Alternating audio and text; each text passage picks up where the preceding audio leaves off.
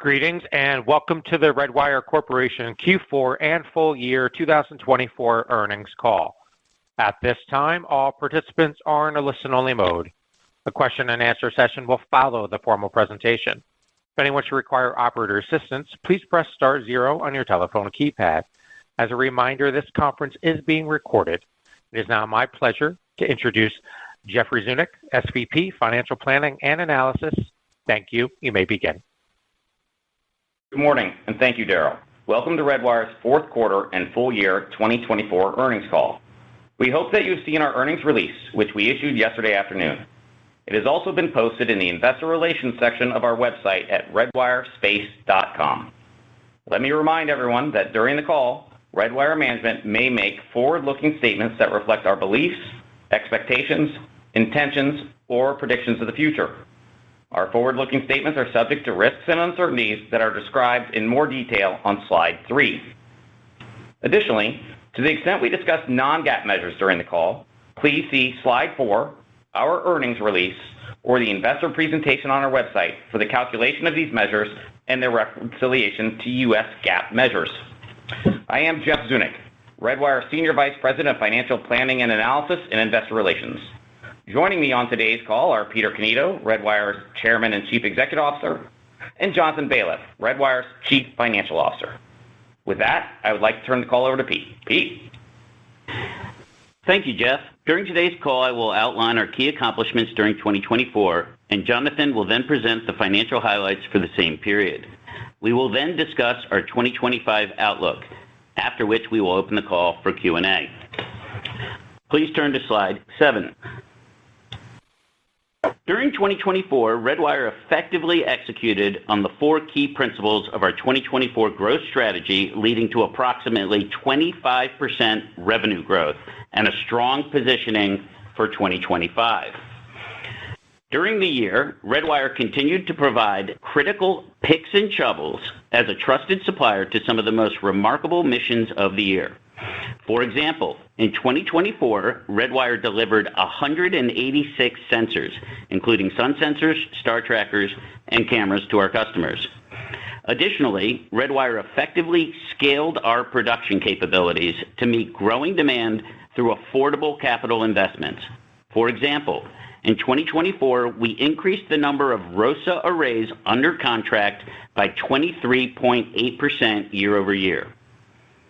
Also, in order to be better positioned for scalability and growth, Redwire effectively moved up the value chain from trusted supplier to strategic platform provider, with the introduction of 5 spacecraft platforms across multiple orbits serving the U.S. and international markets: SabreSat and Phantom for VLEO, Thresher and Hammerhead for LEO, and Mako for MEO-GEO. And finally, Redwire made incredible advancements in the field of microgravity manufacturing that furthered our venture optionality strategy by launching 27 pillboxes for partners including Eli Lilly, Bristol Myers Squibb, and Excesso Libero Pharma. Please turn to slide 8. Taking a look at Redwire 2024 execution by the numbers. Redwire executed on programs for more than 100 customers, with greater than 85% of revenues coming from our many government and marquee customers around the world, showcasing our strong revenue diversity. In addition, Redwire announced the launch of more than 70 products and solutions on 15 launches during the year, and that doesn't include product launches that did not get announced due to customer confidentiality. We expanded our footprint across the globe, adding 3 facilities, 2 in California and 1 in Poland. And as you can see in the right-hand column, our performance resulted in a robust year-over-year top-line growth of 24.7% to record annual revenue of $304.1 million. Please turn to slide 9. Turning to our contract awards and backlog. Our contract awards during the full year 2024 were $229.8 million, Our book-to-bill ratio was 0.76 times for the year, and we ended 2024 with a backlog of $296.7 million. As we have continuously reinforced, we often see lumpy contract awards from quarter to quarter. We continued to expand our pipeline with an estimated $7.1 billion of identified opportunities, including approximately $4.1 billion in proposals submitted during full year 2024. This is a result of our moving up the value chain and scaling production growth principles, leading to larger bids.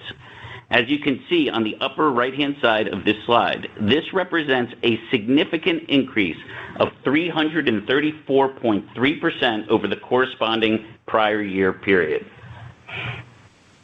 This growth in bids submitted throughout the year is a result of our effort to increase the average size of the individual opportunities we are pursuing. We are now bidding on individual programs in the $100 million plus award value on a more regular cadence. Of course, there is no guarantee we will win these opportunities. However, we now have a pipeline of bids that could result in a substantial increase in backlog if we land some of these larger opportunities. Because of the success of our transformational investments building the Redwire platform in 2024, we are now positioned to continuously pursue larger opportunities in 2025 and beyond. Please turn to slide 10. With that, I'd now like to turn the call over to Jonathan Baliff, Redwire's Chief Financial Officer, to discuss the final financial results for the fourth quarter and full year 2024. Jonathan? Thank you, Pete. As we said before, we're on slide 10, so let's review 2024 with a focus on full year results. Starting with revenue, Redwire's full year and fourth quarter performance illustrate the strong, positive growth momentum that Redwire has demonstrated during 2024 and over the past 3 years. Our full year 2024 revenues reached a record $304.1 million, a 24.7% increase on a year-over-year basis. This excellent revenue growth was achieved despite having a $17.7 million net unfavorable estimate at completion, or EAC adjustment, that resulted from program replanning, which we'll discuss further. Turning to profitability. In 2024, we recorded positive adjusted EBITDA for 3 out of 4 quarters and positive free cash flow for 2 out of 4 quarters, including fourth quarter 2024. However, our fourth quarter adjusted EBITDA was a negative $9.2 million, primarily due to unfavorable net EAC adjustments for the quarter. As a result, for full year 2024, Redwire realized an adjusted EBITDA loss of $0.8 million. You should note that these EACs also impacted our net loss, which was additionally impacted by other one-off items that I'll talk about momentarily. EAC adjustments are project accounting measurements most often associated with fixed-price contracts that occur when a project doesn't proceed exactly as planned. EAC adjustments result from changes in project execution, timing, and costs that can either accelerate or delay recognition of revenue, and Redwire has faced both. An unfavorable EAC adjustment results in revenue being recognized in future periods, while costs remain at actual levels in the present. And these adjustments then impact revenue, gross profit, net income, and adjusted EBITDA. But turning to our cash from operations during the fourth quarter of 2024, net cash provided by operations totaled a positive $7.1 million. And this is a sequential and significant improvement of $24.7 million over the third quarter 2024. On a full year basis, we saw a use of cash from operations of $17.3 million. And this is despite achieving 2 quarters of positive free cash flow during 2024. The full year results reflect the deliberate investments we have made into organic and M&A growth, including more than $20 million in capital expenditures, internal research and development, and a variety of important corporate investments that flow through SG&A. This includes $4.1 million of capital expenditures in the fourth quarter of 2024, our highest quarterly CapEx spend since going public. We do expect these investments to yield better revenue growth, scale, and returns on invested capital in 2025 and beyond. And we've clearly continued to demonstrate our ability to financially perform now while also making investments for growth, risk reduction, and profitability in 2025 and beyond. Finally, our total liquidity at the end of 2024 was $64.1 million, comprised of $48.7 million in available liquidity and $15.4 million in restricted cash. Subsequent to the end of 2024, in 2025 to date, our total available liquidity has been significantly expanded by the $65.5 million we've collected associated with the exercise and redemption of our public warrants through March 7, 2025. Please turn to slide 11. In order to provide additional insight into the nature of our 2024 net loss, we provided here a breakdown of the key drivers of the year-over-year decrease. In summary, Redwire's 2024 net loss was primarily impacted by significant non-routine activity as shown on this slide, which bridges between 23 and 24. Key among these were the $49.9 million increase in a loss recognized for the non-cash warrant liability fair value adjustment. Also, a $14.2 million increase in net unfavorable EAC impacts already discussed. A $9.8 million increase in litigation settlement and related expenses, and a $9.1 million increase in transaction expenses between 23 and 24. Please turn to slide 12. In summary, though not without growing pains, 2024 was a transformational year for Redwire.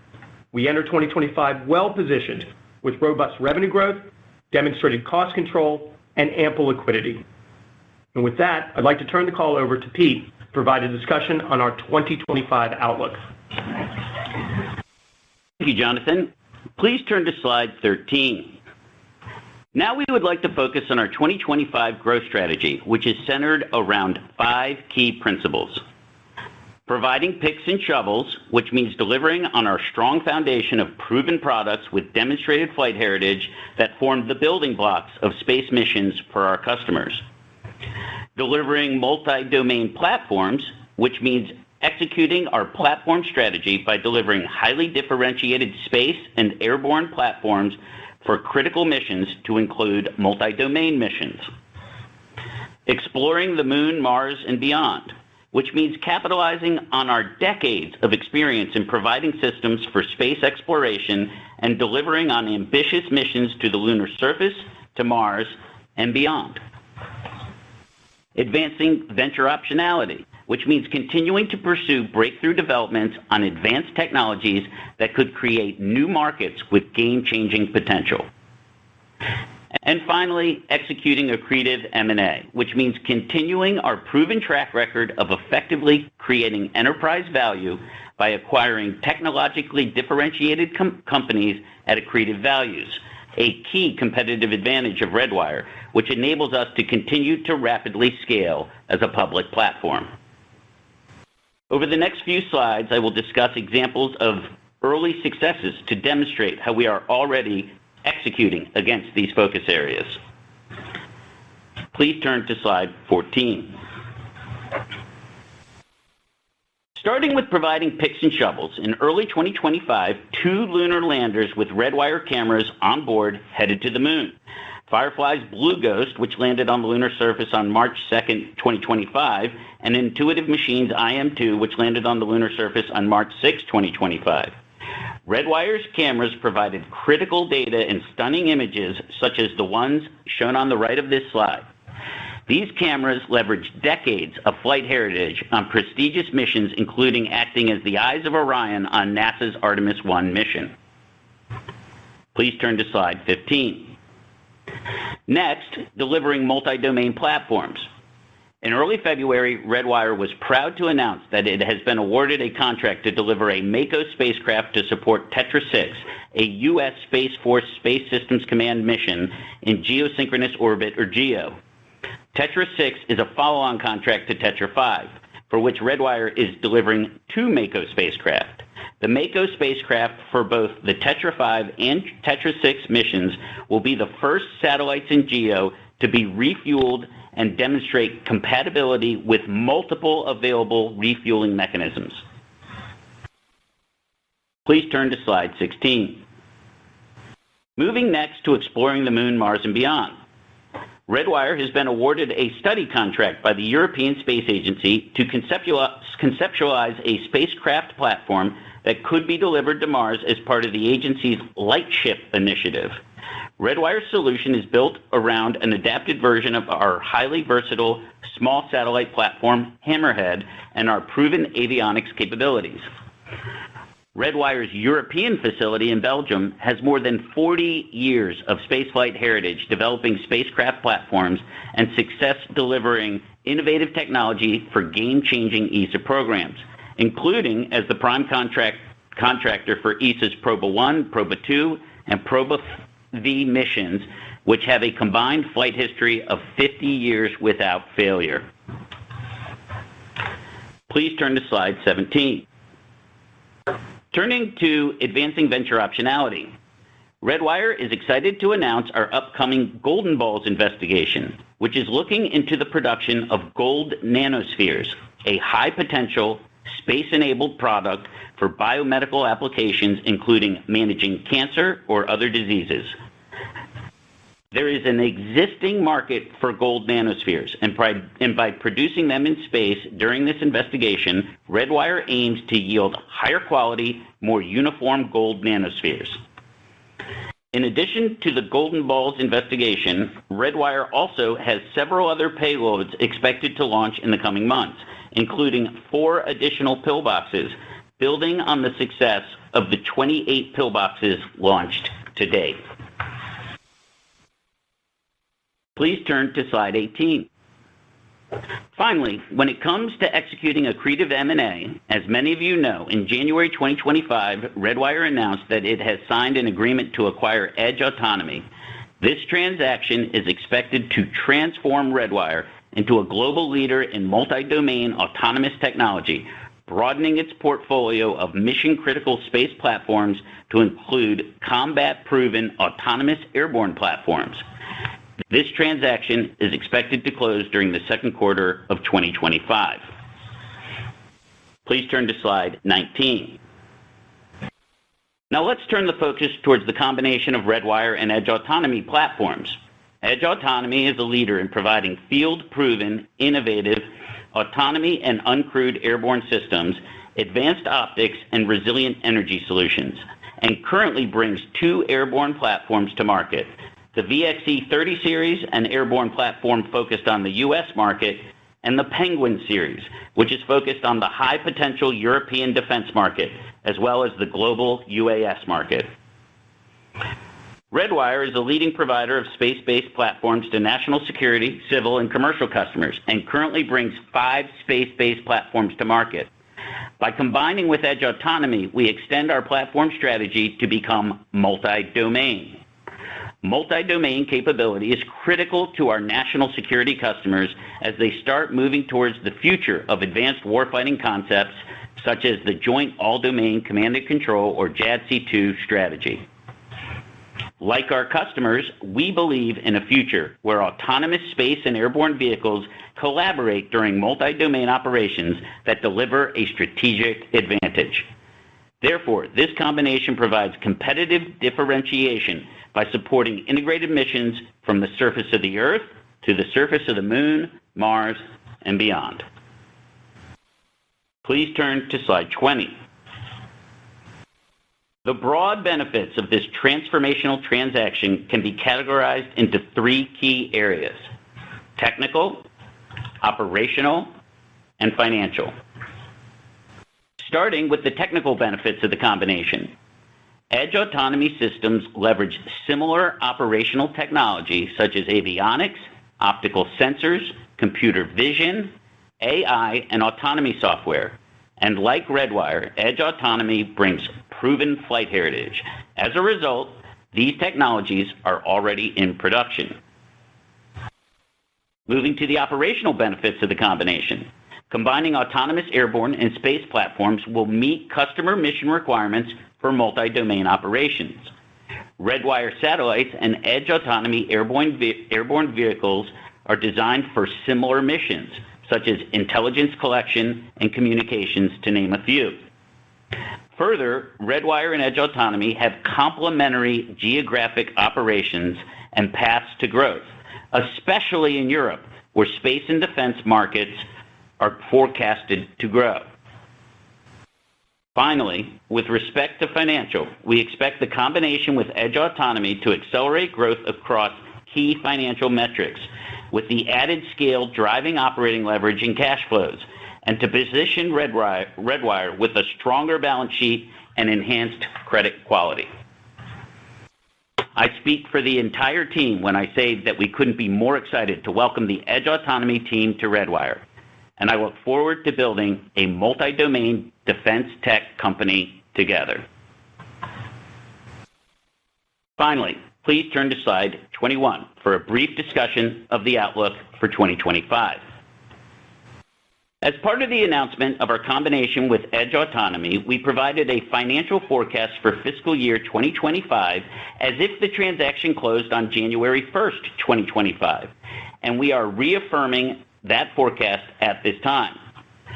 To reiterate, taking the sum of the standalone full-year fiscal 2025 forecast for Redwire and Edge Autonomy, Redwire is forecasting full-year 2025 combined revenue to be in the range of $535 million to $605 million, which represents a 52.9% compound annual growth rate from FY23 to the FY25 revenue at the midpoint. In addition, we expect the added scale from the combination with Edge Autonomy will significantly increase operating leverage and cash flow. As a result, and taking the sum of the standalone full-year 2025 forecast for Redwire and Edge Autonomy into account, Redwire is forecasting full-year combined adjusted EBITDA to be between $70 million and $105 million, which represents a 138.8% compound annual growth rate from FY23 to FY25 adjusted EBITDA at the midpoint. It is important to note that these numbers are intended to be conservative and do not include run rate synergies, but actually do include continued investments and expenses, including integration planned in FY25. Even taking these investments into account, we expect the combined company to be free cash flow positive in 2025. Further, the transaction consideration positions Redwire to have a significantly stronger balance sheet with enhanced credit quality as a result of better operational and financial scale. Please turn to slide 22. With that, I want to thank the entire Redwire team for their contribution to our results during 2024, a truly global effort.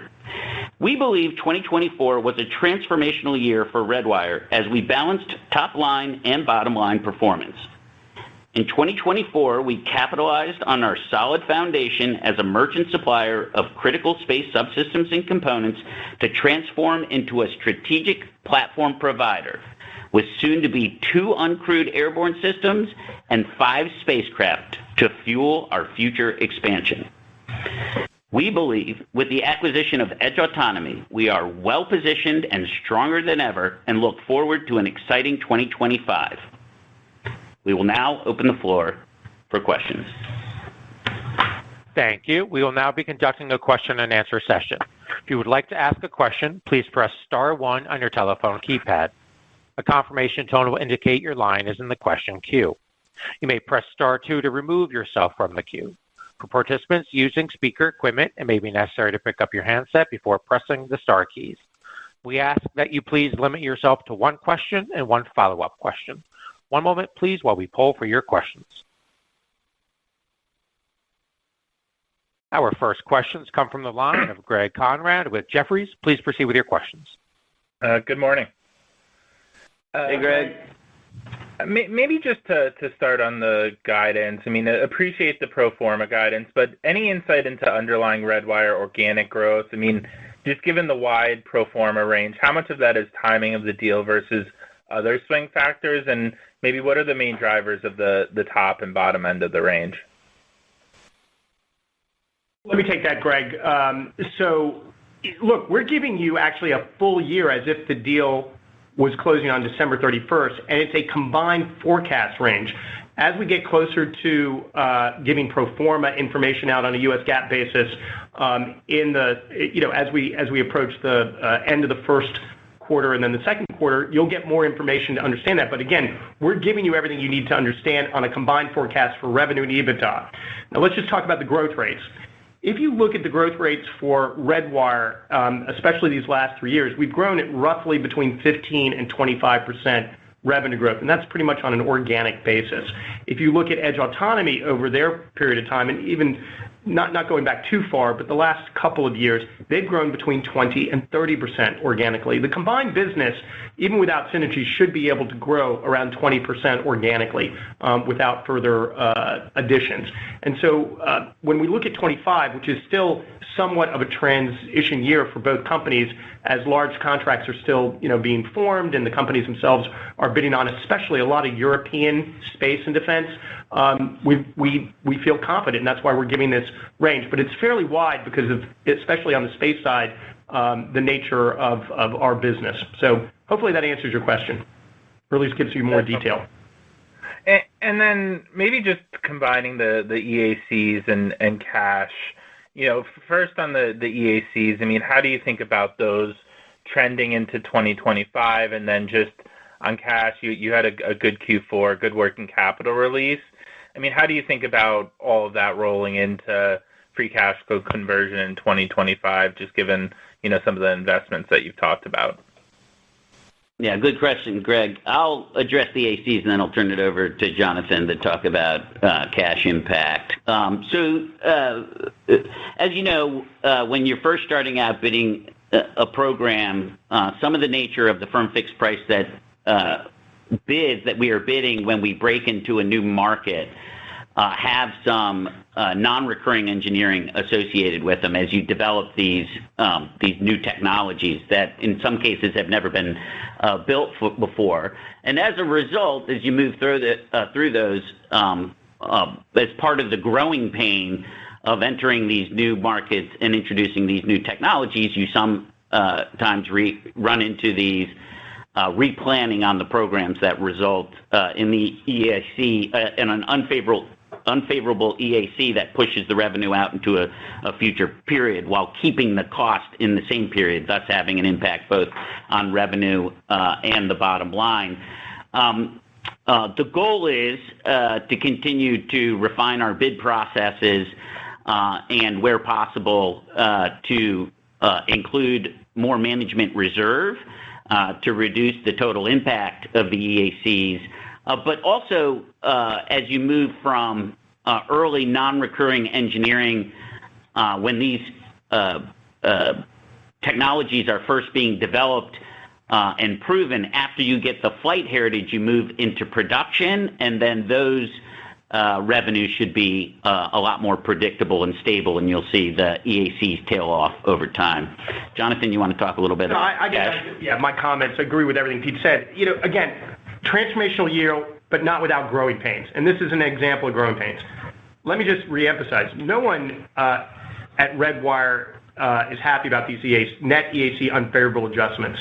But we're in essence trying to do better on a total revenue basis, and you're seeing from a percentage standpoint still pretty low compared to our peers. But when we look at the future, we're meant to be neutral on our EACs as we move forward with a number of tools at hand that Pete just talked about. I think, as you pointed out, the cash flows were positive despite the EACs because they don't have a direct cash impact on the period that they're recorded. That's right. Cool. Thank you. Thank you. Our next questions come from the line of Scott Buck with H.C. Wainwright. Please proceed with your questions. Hey, good morning, guys. Thanks for taking my questions. Pete, it sounds like the full year 25 revenue guide, there are some potential benefits from combining the businesses that are not fully captured in the guidance. Can we get some additional color on what those synergies could look like? Yeah, great question, and you're right. As I pointed out, we took a conservative approach and didn't put revenue synergies in there. But the fact of the matter is we have a really strong presence geographically that align between the two companies, with major engineering centers in Belgium and Latvia, and a new office for expansion in Poland. And so there's opportunities there, right? There's opportunities to go into Ministry of Defense customers on the revenue side that are either buying spacecraft now and are looking for opportunities to acquire UAS systems from a trusted supplier, and or vice versa. Countries that are currently buying UAS capabilities from Edge Autonomy that are very interested in expanding in space. So that's an example. You can also obviously do all the traditional playbooks when you look at M&A in terms of consolidating manufacturing capabilities, not only in Europe but also in the U.S. But we think that the growth is the real story here.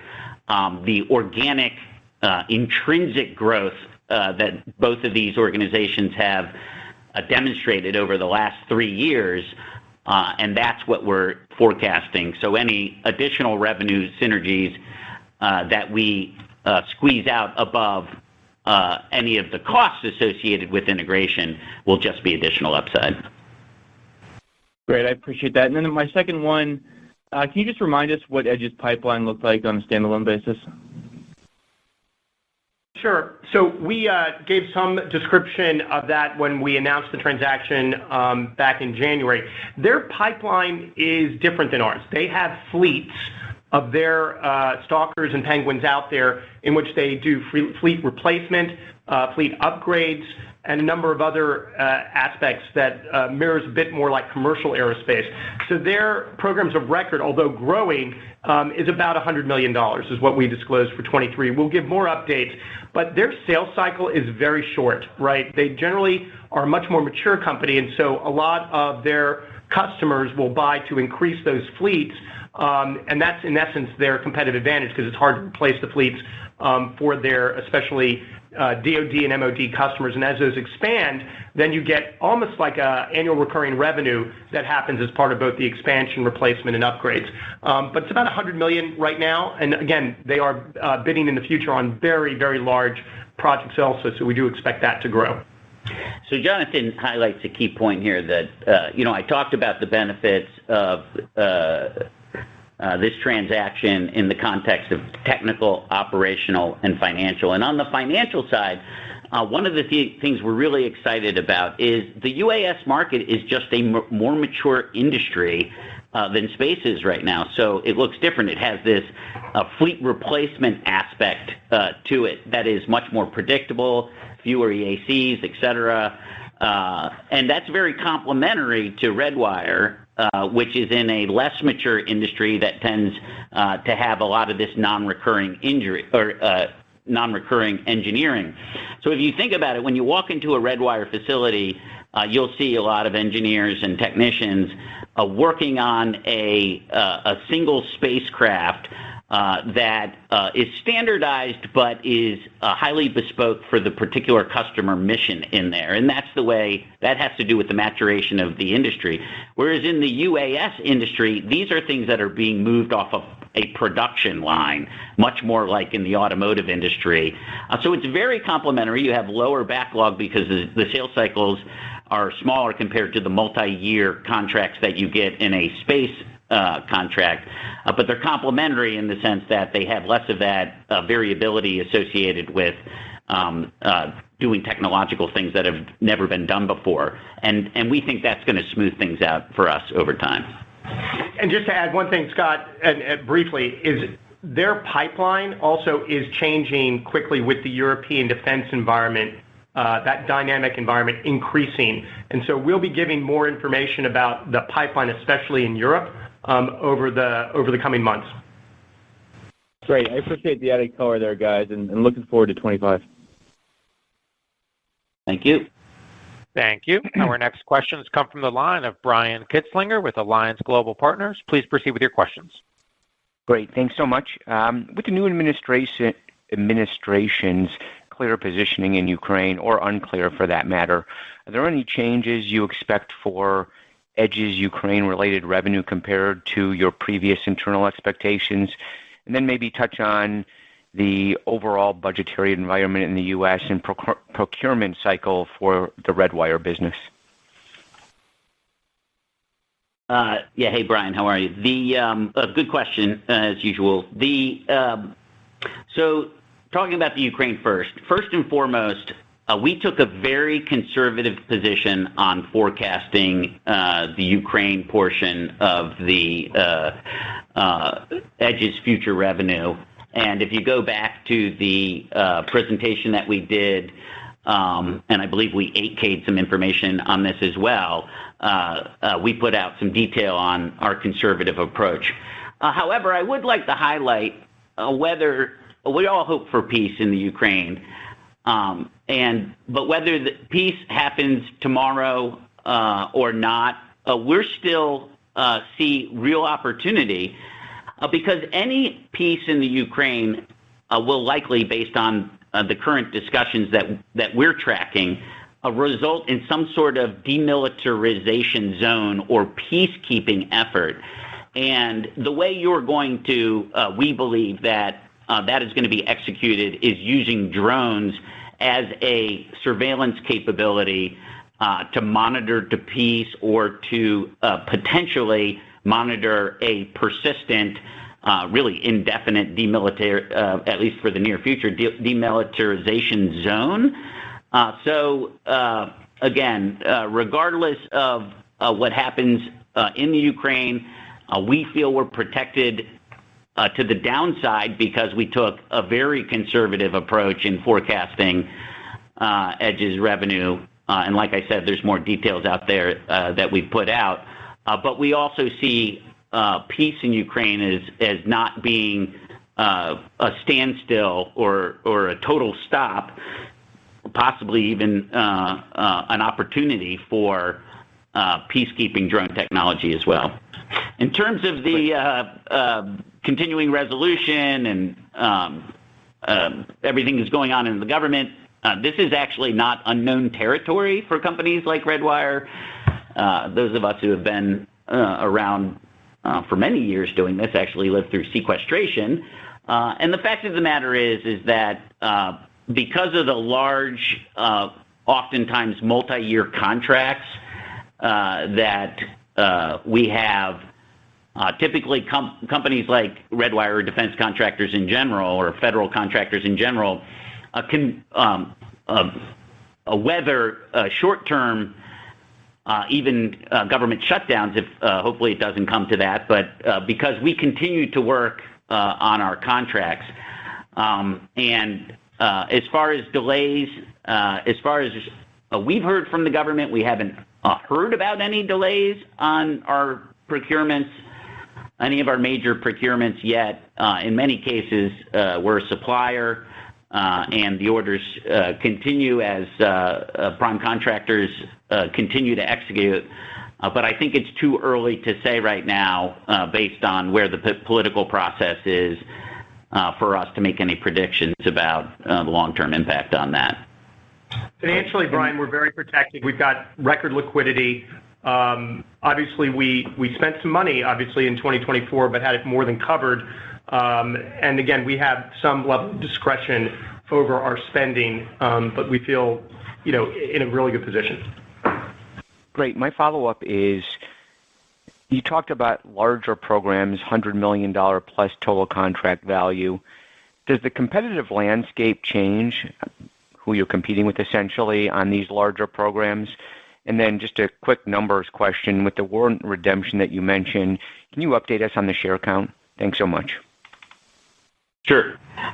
Yes, the competitors can change. Although in Europe, we've already been functioning as a prime in many cases. So I think over in Europe, our competitive landscape won't shift materially. But yes, when we choose to prime. However, I will say that our prime strategy is very selective. Being a merchant supplier in many of the existing architectures is already foundational to Redwire. So our prime strategy is to look at areas where there's white space, where there is no clear leader already, and where we can offer a future technology through our platforms that isn't currently being done. And the example I'll give is in VLEO.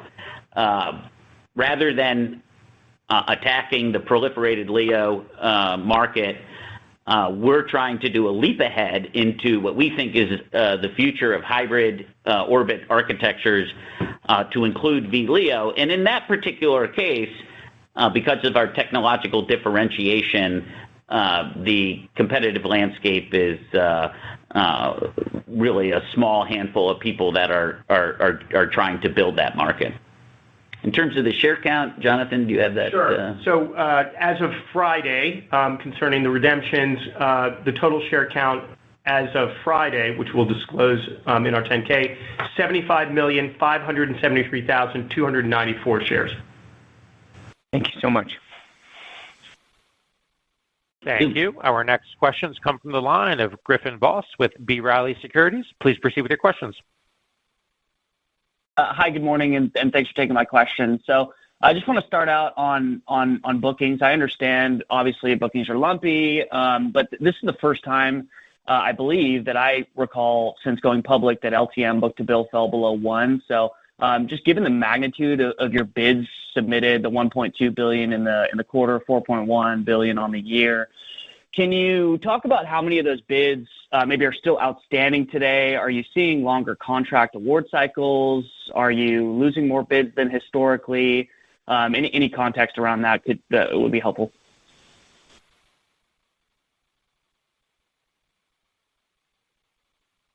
Bids, pipeline, and backlog are this constant back and forth depending on whenever you snap the chalk at Redwire, right? So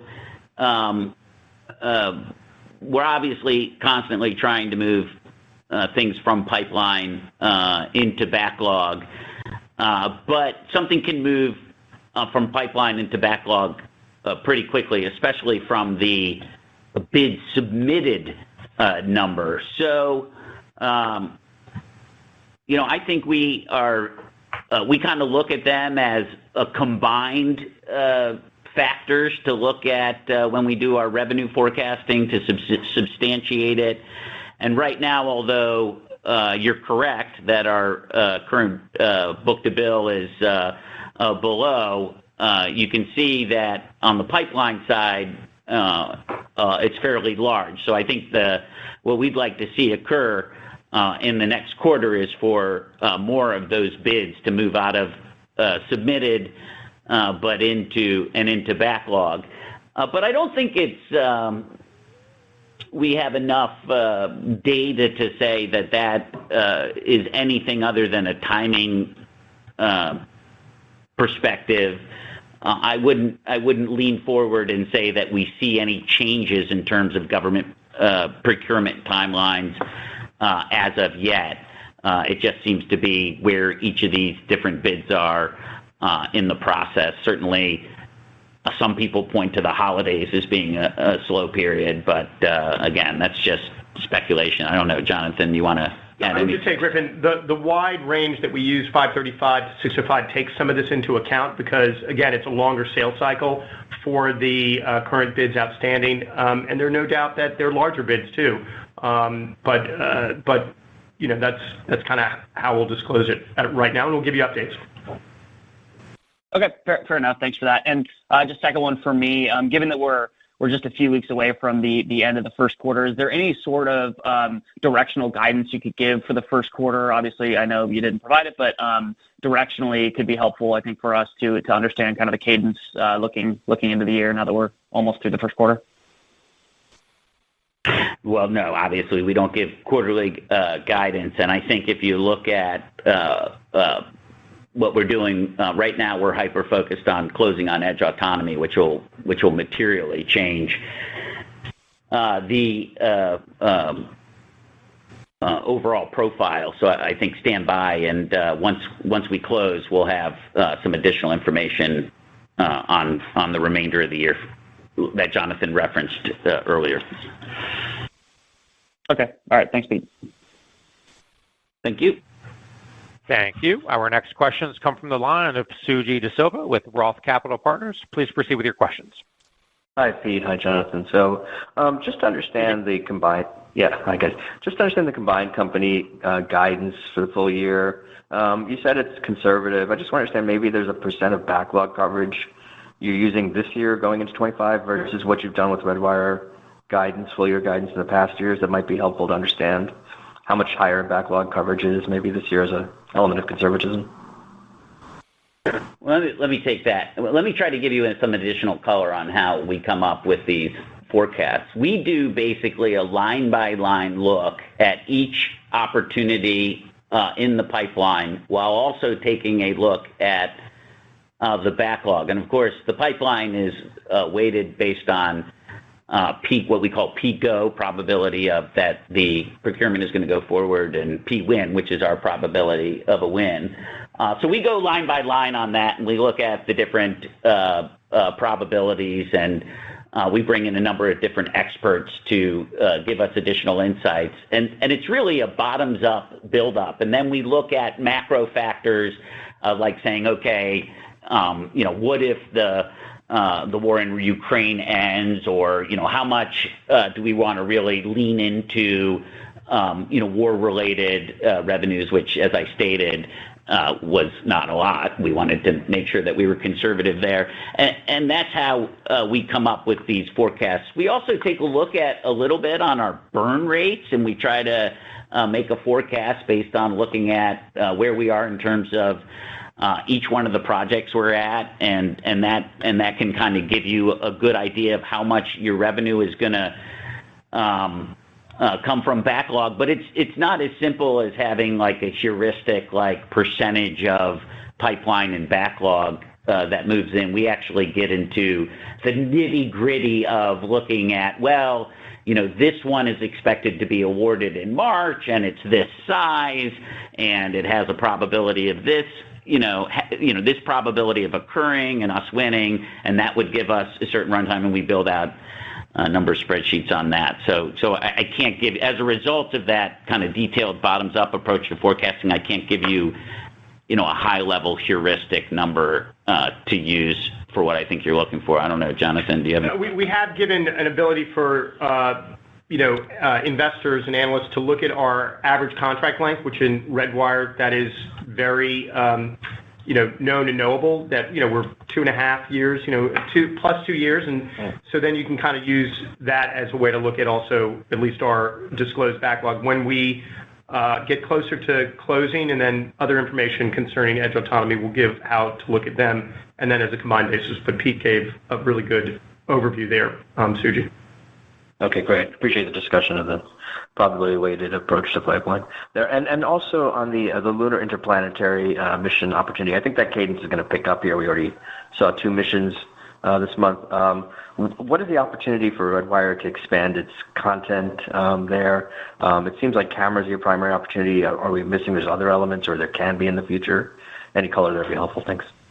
Yeah, great question. So we've talked about Mason in the past, which is a program where we're building a technology to build landing pads on the moon. So that's an example of our lunar technology. Obviously, we're highlighting in this call Lightship, or our study for Lightship. So we're really excited about the fact that we're well-positioned and got the confidence of ESA to be one of the study members on looking at building a spacecraft to go to Mars. That's really, from an organization like ESA, to select a company like Redwire and their confidence in our Hammerhead platform, I think underscores the way we're thought of in terms of a competitive participant in future Mars exploration and in vehicles for future Mars exploration. Of course, we have the cameras that you mentioned as well. So, many of our vehicles, particularly Mako, are such that they have the wherewithal to be able to operate in cislunar.